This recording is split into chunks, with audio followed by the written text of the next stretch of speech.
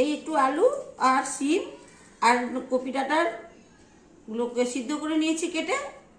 আর আলুটাকেও বেশ একটু ভালো ভালো করেই কেটেছি, বেশি মোটা না বেশি সর্ষে বাটা করবো, মানে চচ্চড়ি, এর মধ্যে বেশি কিছু দেওয়ার নেই। আলুটা দিয়ে দিই,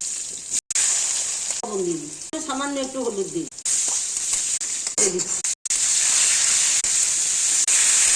লঙ্কাটা দিয়ে দিই,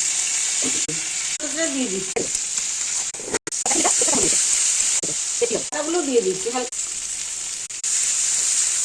দিচ্ছি স্বাদ মতো লবণ দিয়ে দিলাম, ছেড়ে দিচ্ছি, চিনি দিয়ে দিলে আর দুটো কাঁচা লঙ্কা,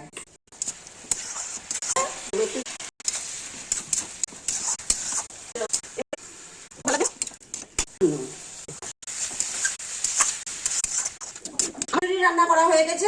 বানানো হয়ে গেছে, এইভাবে একবার বানিয়ে খেয়ে দেখবে।